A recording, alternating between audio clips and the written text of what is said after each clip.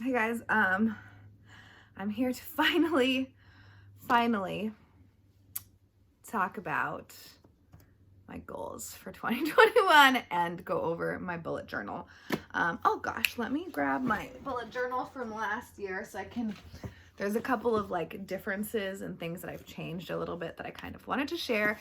So first of all, this is my bullet journal from 2020. And you can see I am making progress in 2021. I'm not obviously to full thickness yet. And I will say too that I've got quite a few pages that are blank at the end. And so what I'm doing is I am going through and adding Christmas paper, like wrapping paper from that year, just for fun, because there wasn't enough. Let me see how many pages I use at the very beginning. So like my yearly spreads of everything ends on page, I guess 35, so it's not too bad, but that would have taken up quite a chunk of those pages. And so by the time that I actually started, I probably would have only made it through maybe March, and then I would have had to redo all of my yearly spreads, and that would just like annoy me. So I decided to start over. Okay, so I did want to do like the video that people normally do for these things where they're like showing it to you, but I tried to do that and I just like couldn't quite see it. So I'm just gonna have to show you the way that it is. I'm just gonna start off by showing. So the stickers are always fun for me, but I had already stickered my bullet journal because I get too excited and I always have stickers left over. So like this one I had left over from last year. Same with this one. I got that one from Doris like earlier in the year. I feel like this rolling one is already kind of getting messed up, but a lot of these I already had, and so I just like stick immediately basically. But then my friend for Christmas got me these beautiful stickers from a shop that if I can remember to link down below, I will. I can't think of the name of it off the top of my head, but they're body positivity stickers and I just love them. So I put them on the inside there. I need to probably write my name and my email address. Anyways, and then I am continuing on with my fun. Let me show you guys last year's because I haven't had time. I've just like been kind of a mess. But anyways, I stole this from Doris of like having lots of fun cat stickers on like my first page. So I did add a sloth coconut, mostly because I put this on the cover and then I was like, wait, I have more stickers to put on the cover. So boops. And I'm continuing on with my, this is how I do my future planning. Like that. I like it like this. It works for me. I would like to be better at putting people's birthdays in so I could like send people cards for their birthdays because I think that's very fun to get stuff in the mail. First of all, I've been terrible at snail mail so far this year too, but anyways, that's for another conversation for another day. So this is what my book balance sheet looked like last year and my Goodreads goal. I have basically kept it the same, except I accidentally messed up on the squares. So instead of them being squares, they're rectangles, but that's fine. Things happen. And I do have more color markers. So I've added more. Have I? No, I haven't. It's the exact same. I don't know what I'm talking about. But anyways, and then I also really hate this because I have graphic as one of my categories. And so, but graphic is not a genre of anything. So I was like, okay, I'll do both like the genre of the thing. And I feel like this is kind of a weird, let me see if I can lower it a little bit. It's a little bit better maybe. So I was like, outlining it and then I was like, I hate this. So now I'm doing these little tabs in the corner, which I prefer, but I think this is horribly ugly. But again, you kind of get over it after a minute. And then I'm still doing my tracking of how many books I've bought, read, DNF'd, and my balance at the end of the month. And then also I keep track of page counts in addition to books because again, if I read 20 poetry collections but buy, 3 books the size of War and Peace. It ain't the same thing. Oh, and here is another change that I have made. So last year I think I was inspired by someone else's bullet journal where they like numbered the books that they read. So they wrote down all the books as they started them and then numbered them as they went. So what I did was I started off by writing all of the books that I had started previous to last year. So basically my shame video, all of those books. And then what I would do is I would highlight them as I went and then number them as I went along. But this is so ugly to me. And at a certain point in here, so I basically just went down and down and down. I got kind of really irritated with it. And then I was trying to keep track of how many things were translated, how many things were not translated. So the translated books I highlighted in green, and the purple are the books that were originally written in English, just to have like a little bit of visual representation of that. But what I decided to do this year is I'm only gonna be writing down the books that I actually complete, and I just have 2 separate sides. So this is the side of the non-translated, so English original language, and then over here is my translated books. And so this way I can still keep track of it visually. It just would be like, you know, I can see if one list is getting longer than the other. So I'm gonna do that. And I also really like that I have like the set piece with the star ratings. There's 5 little spaces, so I can do up to 5 stars, obviously. The only, like, I guess downside to this would be if I read more than this many books. But is that going to happen? Probably not. And if it does, then I can just start another page somewhere else. I've also, last year, this is hilarious, I included a series tracker that I obviously didn't even finish filling out. Okay, I didn't even finish filling out all of the boxes for the series. So this year I did finish filling out the pieces, and I got all my cute little animal stickers because I am a child. I did misspell something up here, and then I redid it, and that kind of annoys me that I put like a white sticker on this cream paper. In retrospect, I could have cut out a piece from the back and glued it on top of that, but next time. I guess I could still technically do that, but I'm too lazy. So yeah, I would like to work on some of these series, but who cares? Then my books bought. So I am actually trying to keep track of my books that I bought last year. I try to do the cute thing that people do with the bookshelf, whatever. And obviously because that requires effort, I stopped doing it at some point in, I'm going to go with February probably. Yeah, February, because I bought those books when we were doing our engagement photos, The Suitable Boy, some of those. Yeah. Anyways, so now instead I'm just listing them, and then I do like have each month has like a color-ish, and so I'm just writing them down in the color as I go. And that's not good because I already am almost done with the whole page, and it's just February, but I do need to slow my roll on my buying. Okay, so then I think the rest of these are goal things. Let me just to make sure. Yeah, so the rest of these are, well, I guess I've got this. I didn't even put that in there yet. Boop, ba-doop. So I also watch a Plant-Based Bride. I forget what her name is, but she's like a bullet journal channel specifically, and she does a period tracker. And I was like, oh my gosh, I want to start doing that. I don't usually get my period because of the birth control that I'm on. Sorry if this is too much information for you sensitive ears, but lately I have been, which means that it's probably time for me to change it.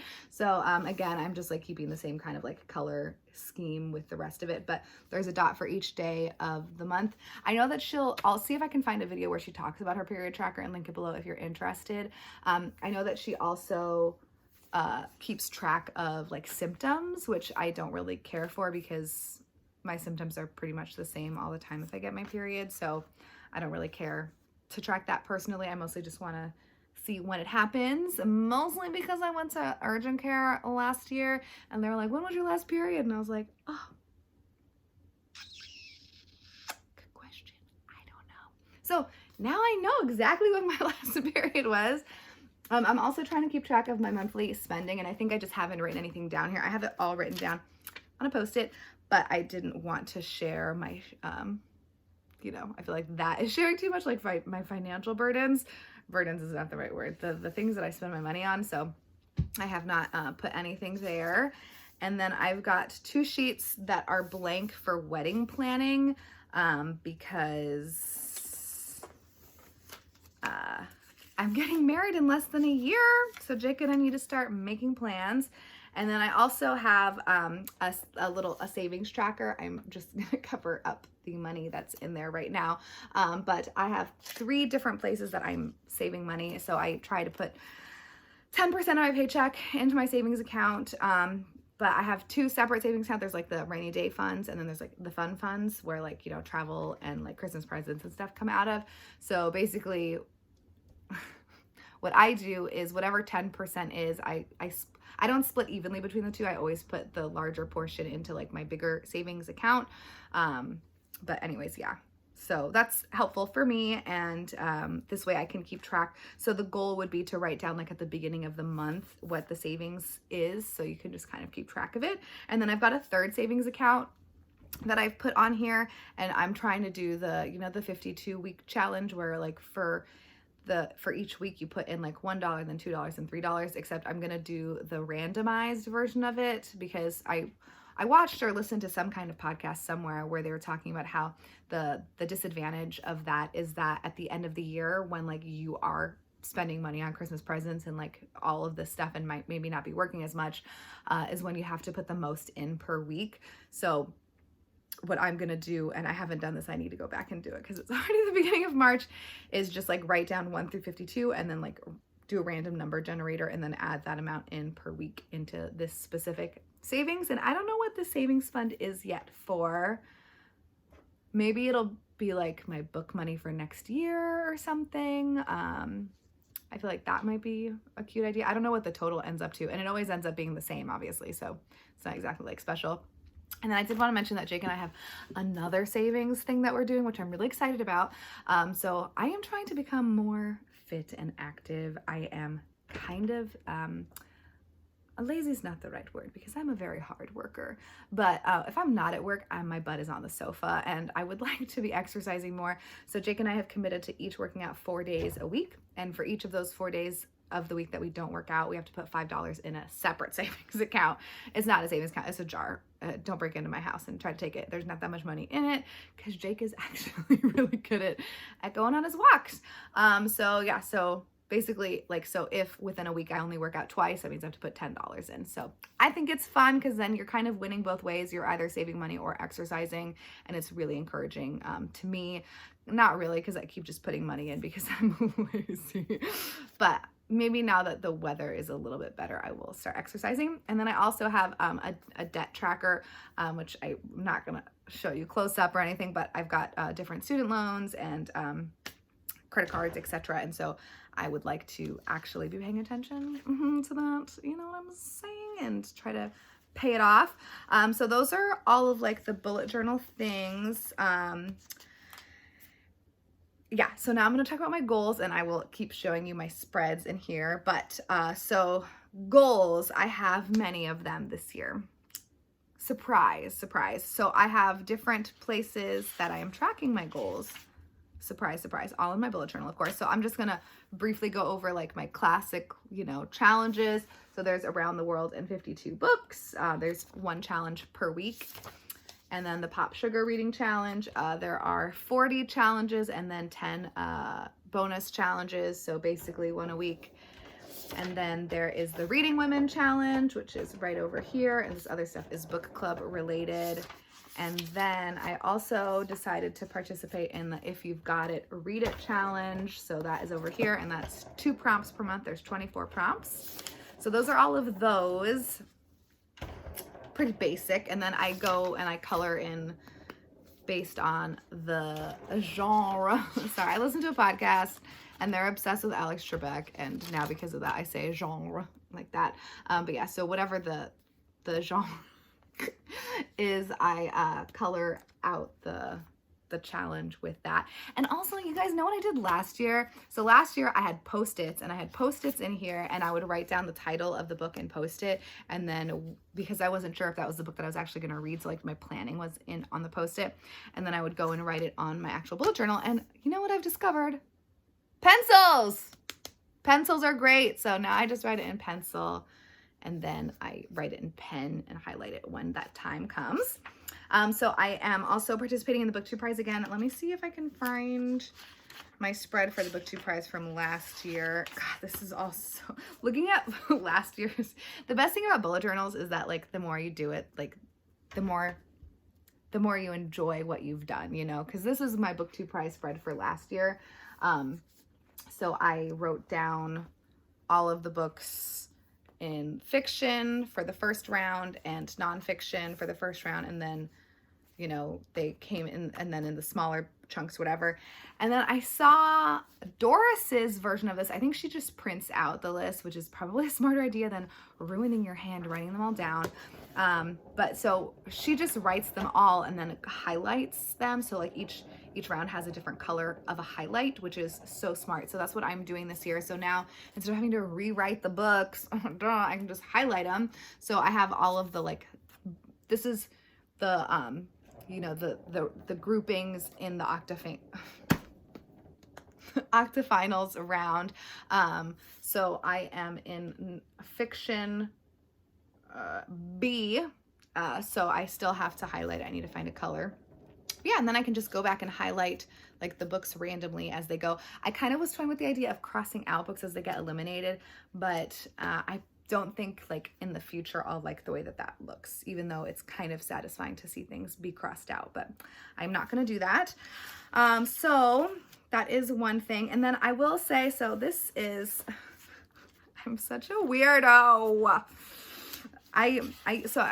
Elena from Elena Reads Books started this Bookopoly thing that was like a way to save money, etc., etc. And I liked it, and then I kept doing it, and then I decided to do this with like the chance and community cards, and I really, really enjoyed it because I like the way this looks and like how colorful and chaotic it is, because I am a fan of that. But I decided that I don't want to do that anymore because I'm just trying to limit the amount of books that are on my shelves, and I'm actually being really, really good so far this year, kind of by force. So what I've decided to do is instead, the problem is that I don't know how to say anything coherently because I feel like all of this seems like so nonsensical to other people. So my ideal life, if I had good habits, would be to have one bookcase of unread books, which would be this bookcase that's right here behind me. It has 1, 2, 3, 4, 5, 6, 7 shelves. So even Shirley's tired of listening to me. So one shelf would be books from the United States. One shelf would be books from other English-speaking countries. That is not the US, so UK, Canada, Australia, Ireland, etc. And then one shelf from books from Europe, one shelf from books from Africa, one from Asia, one from like Latinx countries, and then one from Russia. I don't know why Russia gets its own shelf, just because I feel like they've got good books, so why not? Maybe that would change in the future too. So what I've done is I've rearranged my books again at the beginning of the year, and maybe I'll do a bookshelf tour if you guys are interested in it. I have so many books. I obviously wouldn't do like each individual book, but anyways. So I have my books grouped by country, and then they're alphabetical within that, at least the US books are. So what I've done is I've taken the books, because on Goodreads you can, baby, please stop. Baby, can you stop? So what I've done is I have ordered my books in order from like oldest to most recent. I've added to my Goodreads shelf. So the oldest books that I have added to my Goodreads shelf, so anything that I've in 2015, I added every single thing that I owned to my Goodreads to be read shelf. So all the books that are on my to be read shelf are books that I own, in case you're wondering. And so I took the oldest ones and I've put them on my US shelf, and then same for UK and Ireland and whatever. And then I have written down all of the books from US authors that are in that oldest section that I've had for the longest. So things like, you know, Memoirs of a Geisha, Tropic of Cancer, Visions of Cody, Middlesex, you know, the People in the Trees, like books that I've had for a minute. And so my goal would be to read one of these every month. So each one has a little tab, and then I just pick a tab once a month and then read it. The problem is that I picked one in January and I still haven't read it yet, so I keep rolling it over. It's When the Elephants Dance, and I found a receipt in that book from like the year 2003. or maybe 2004. Either way, I've had that book for a really long time. My mom bought it for me when I was in high school. I remember her buying it for me. She bought me that book and The Little Friend by Donna Tartt, and I haven't read either of those. So anyways, that is satisfying my urge for having all of these like insane post-its everywhere, which makes me really happy. And then I've got my different goals up here, and so I color in as I go. Baby, I obviously haven't been doing very good at that either. So my goal would be to read one nonfiction book a month, one thing that's translated a month, which if I don't accomplish this year with the Invisible Cities project, then I am really not trying very hard. One classic, one graphic thing, one literary journal. Are you eating that flower petal, baby? One literary journal, one book from a podcast, which I've also been rolling over since January. It is We Love You, Charlie Freeman by Caitlin Greenidge. Yeah. And then one oldie, which is one of these books. So those are like my goals of like things that I want to accomplish. Now, all of the book clubs that I'm in, this video is so long. I am so sorry, but I assume you have moved on if you're not interested. So I am continuing kind of like what I did for my book clubs. Oh gosh, I can't even find it. Okay, so this was like my book club sheet last year. You know, I've got the Roaring 20s group that Yamini started, my meetup, which is my Portland book club, and then the Booktube Reads Independent, which is an indie press project. That's just because the Italians called it Booktube Legge Indipendente. So I just like copied their name because that was before other people were involved. So I've kept that, and then I've done a drop shadow, as they say. So I have like a little bit of blue highlight underneath because I'm fancy now. And so yeah, so I've got my indie press project up here, and I need to color in my Counterpoint Press book. I still haven't finished my Hanford Star book. That's okay. And then I've got my meetup book club down here. So far we've read The Bear and the Nightingale, which I DNF'd after one paragraph, and The Immortal Life of Henrietta Lacks, which I didn't quite finish, but I still made it to the book club because I could tell what was going to happen. If you've read the book, you know what I'm talking about. And obviously it's also like a really important book to discuss, so I wanted to be there. And then I have the Reading Lateens book club. Oh my gosh, I can't think of what her name is. I'm sorry, I'll link it below. She's really lovely, and they're all really lovely. I feel so embarrassed. I'm so sorry that I can't think of your name. I feel like it starts with an M, and I'm having like a really big brain fart. And then the book Naturalists, which is Doris and, oh my gosh, I'm having another brain fart. I'm so embarrassed that I can't think of their names right now. Oh, this is so embarrassing. I'm so sorry. I almost like don't even want to post this video because I'm so embarrassed, but I'm so sorry. You know, the first thing I'm going to do when I get off the phone recording this is look that up. Anyways, I didn't get a chance to read World of Wonders because that book was a very popular, and I DNF'd The Home Place. So Ecology of a Cracker Childhood is this month's book. And then, God, I just like can't believe I can't think of these people's names, because I have started interacting with both of them like not that recently, months ago. Biscuits. Okay. And then the Booktube Spin, which is a new thing that I saw Bree talk about from Moriarty and her books. I think that's her channel name. I'll link it below. But some guy whose name I don't know either, but I'm less bothered because I don't watch him, so whatever. But he started this thing called the Booktube Spin, where basically you write down 20 titles and then he does a digital spinner, and then whatever the book or whatever number it lands on, you have to read that book in the next 2 months. So I told you guys I'm participating in too many things this year. And then my seasonal reading challenge, which is a thing that I take part of on Goodreads, which is basically each season, so every 3 months there's new challenges. And so I set this one up. This was for the winter season, so this is over now. I haven't set up my one for the spring. I have started it, but it's not very impressive looking yet. I'm just like learning, guys. It's really ugly, I think, but you know, you got to try new things and then be disappointed when you don't like the way they look, but that's okay.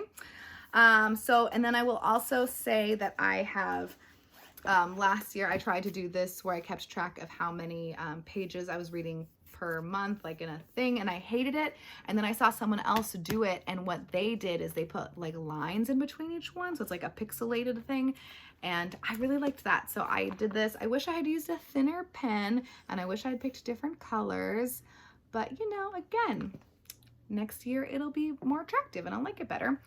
And then I've also included, are you guys tired? I'm tired. I was gonna film more after this, but this is really taking it out of me.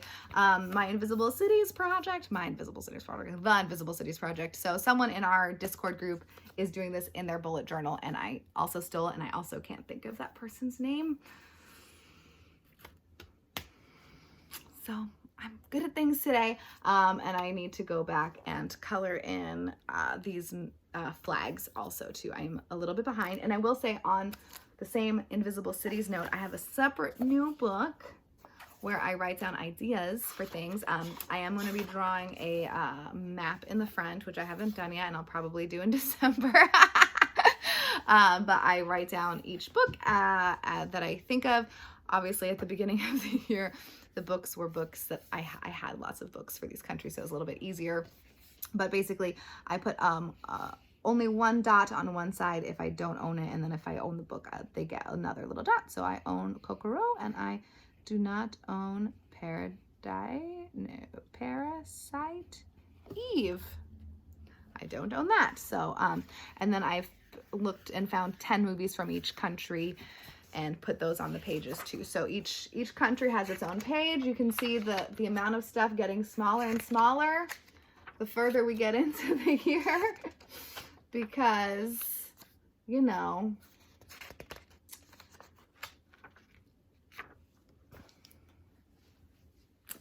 I'll get better though as it goes, I think. So I think that's pretty much it. And then I just wanted to mention too, like on a monthly basis, kind of what I'm doing, just really fast, riot. 27 minutes, people. So I do my monthly spreads like this. I usually write down how like my bills that are due on the sides, but I forgot to do it in February, and that's perfect because again, I don't want to show you all my bills.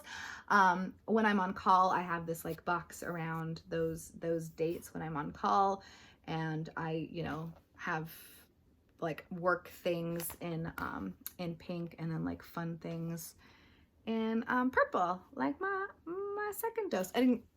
The color again is specific just to the month, so that doesn't really matter. And then I've also started doing this. I think I saw someone else do this, and they had like different shelves with the books in it for the different projects. But again, I'm too lazy to draw a shelf, so I've kind of organized my books into different groupings. So, you know, I've got Booktube Prize, book clubs, Invisible Cities, goals, and then extras, and then I put an oopsies over here too, just so I can see, you know, what book for what thing I'm kind of reading the most of in the month. I obviously just didn't read that much in February at all. And then I'm also keeping track of my pages read, which I obviously stopped doing. Let's show you guys January's version of this, because I finished it. So I am doing like a little bar graph, and this time I'm outlining it, and I am really enjoying the outline look of it, and I'm writing down the page numbers. I was not doing that last year. So last year I was just doing the bar graph, and that's it. And now I'm doing this, and I'm keeping track of like the total pages that I've read, which I am really enjoying. And then I'm also keeping track of my snail mail, so my outie and my innie, and things were pretty good in January, and they were not very good in February with regards to snail mail, so I need to be more intentional with that, because it is something that I care about. And then also I'm starting to kind of keep track of my YouTube videos and pre-planning those a little bit. I'm going to stop this because it's almost 30 minutes. I can't talk anymore. I'll talk to you guys later.